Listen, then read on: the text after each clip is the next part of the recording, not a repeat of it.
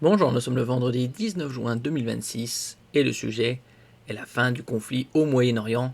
Quel impact pour les ménages français? Bien évidemment, les carburants ne vont pas baisser du jour au lendemain. Actuellement, il y a eu des baisses légères, mais bien loin des niveaux d'avant-guerre. En ce qui concerne le baril par exemple, actuellement il est à 78 dollars. Il y a quelques jours, je vous en avais parlé, il était à 83 et que ça baisserait aux alentours de 75 à 77 dollars d'ici la fin du mois. Par exemple, avant le conflit au Moyen-Orient, il était aux alentours de 70 dollars. On peut voir également l'évolution des carburants sur une semaine, sur un mois. Par exemple, le SP95 E5, ça a baissé en moyenne de 11 centimes. Sur la semaine de 2 centimes. Le SP95 E10 d'un peu plus de 11 centimes sur un mois. Le bioéthanol E85, il reste dans la même zone, aux alentours de 0,85 € le litre. Le gazole B7, lui, il a baissé de 20 centimes sur un mois. Donc on est bien en dessous, en moyenne, des 2 € le litre. Hausse du chômage, on a vu les chiffres du chômage, ça a franchi les 8%. D'après certains économistes, ça pourrait atteindre 8,6 à la fin de l'année, voire 9. Inflation et baisse du pouvoir d'achat. L'inflation est aux alentours de 3% au mois de mai. Baisse du pouvoir d'achat, bien évidemment, c'est impacté. Les prévisions de l'INSEE pour la suite de 2026 ont de quoi inquiéter les Français. Et donc, on a vu une baisse aussi significative, comme je disais précédemment, du baril. Sur un mois, c'est passé de 113 à 78. En revanche, les prix des carburants n'ont pas baissé d'autant. Les baisses sont moindres. Coup dur pour les ménages, l'INSEE a présenté mercredi 17 juin des perspectives de croissance en France optimistes pour le trimestre en cours. On a vu les derniers chiffres de l'INSEE pour le premier trimestre 2026, c'était moins 0,1%. Certains tablent sur 0,8% de croissance pour 2026, d'autres 0,3-0,4%. Tout en notant que les ménages risquent d'être les principales victimes de la conjoncture actuelle. N'oubliez pas de vous abonner pour plus de news nationales, européennes et internationales sur ce monde dans lequel nous vivons. Dans une note trimestrielle intitulée « L'industrie tient bon, les ménages accusent le coup », l'Institut national de la statistique émet pour la première fois une prévision de croissance annuelle pour 2026. Elle serait de 0,7% sur la base du deuxième trimestre où le PIB, produit intérieur brut, croîtrait de 0,3%.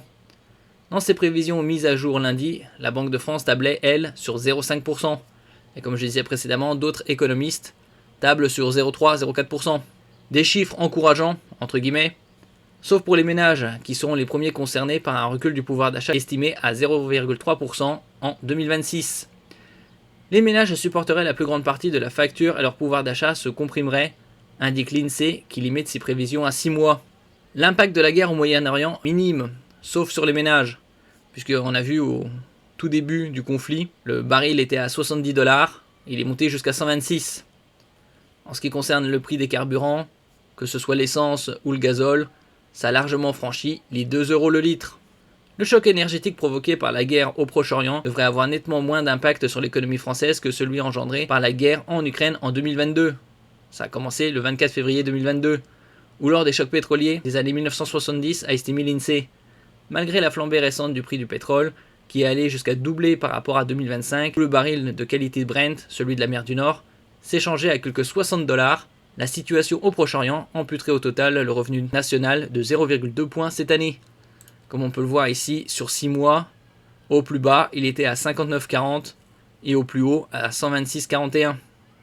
Le WTI, lui, Texan, est toujours un peu moins onéreux que celui du Brent.